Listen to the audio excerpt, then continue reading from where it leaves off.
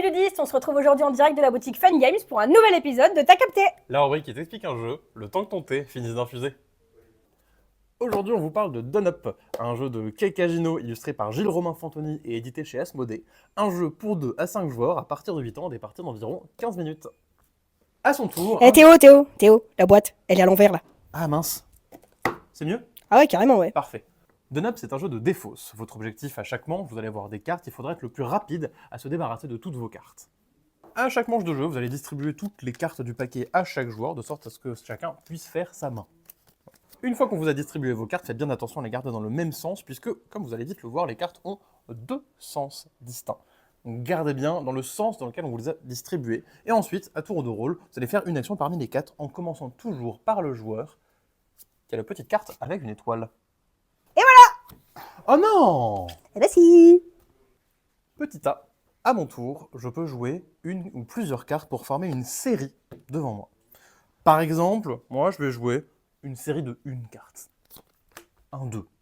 Ça marche très bien. Le joueur suivant va pouvoir jouer une autre série. Par exemple, il va jouer une paire de 5.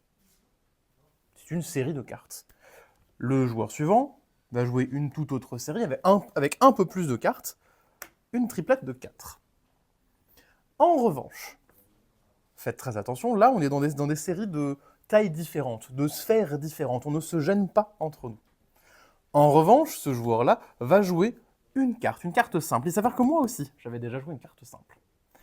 Pour jouer une carte dans une série de tailles déjà existantes sur la table, il faudra forcément avoir une carte dont la valeur puisse monter.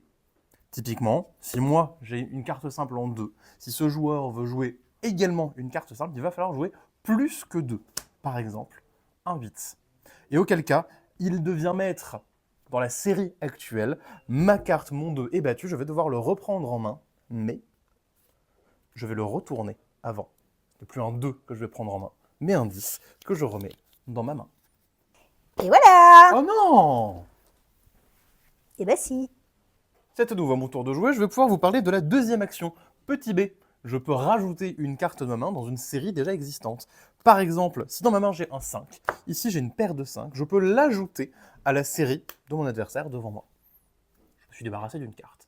En revanche, faites très attention quand vous allez rajouter des cartes dans la série. Déjà, interdiction en rajoutant dans une série de créer une combinaison qui n'est pas valide. Typiquement, je passe de la paire au triplé, cette série change de sphère, il va falloir faire attention à ce que cette sphère-là soit disponible, ou du moins je puisse monter dans cette sphère. Ici ça tombe bien, on avait un triplé de 4, donc mon triplé de 5 est totalement valide, et en plus de ça, ce triplé de 4 est battu. Hop, il retourné dans la main de son propriétaire. Et voilà. Oh non! Ah bah si.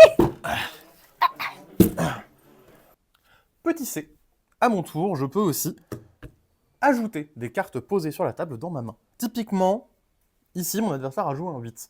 Mais derrière ce 8, il y a un 1. Ah, ça tombe bien, j'ai déjà 2 1 dans ma main. Je pourrais faire une triplette de 1. Je peux donc récupérer cette carte, et je vais la rajouter dans ma main en la retournant, non pas pour le 8, mais pour le 1. Petit dé, la dernière action que je peux faire, celle que vous n'avez pas vraiment envie de faire. Si à mon tour de jeu, je ne peux rien jouer parce que le plateau est bloqué, je peux simplement prendre toute ma main, que je retourne. Hop, et là, je regarde qu'est-ce que j'ai à jouer maintenant, parce que tout a changé.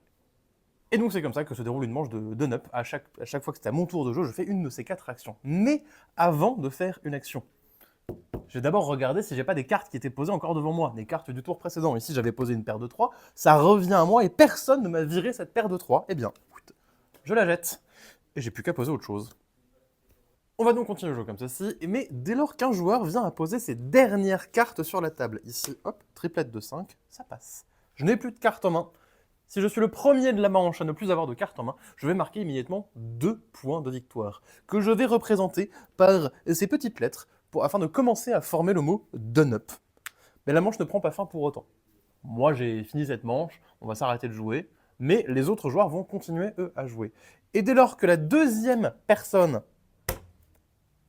à ne plus avoir de carte en main joue sa dernière carte, cette personne, elle, va marquer 1 point de partie, et la manche prend fin. Les autres n'auront rien du tout, ou du moins devront tenter d'en faire aux manches suivantes.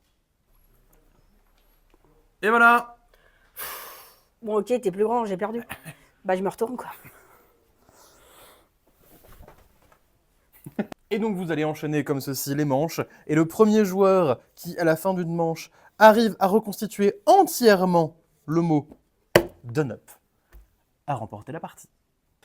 Et voilà, vous savez maintenant tout de Done Up, un petit jeu de cartes renversant. Qui va vous mettre sans dessus dessous. Allez, à la semaine prochaine! À la semaine prochaine.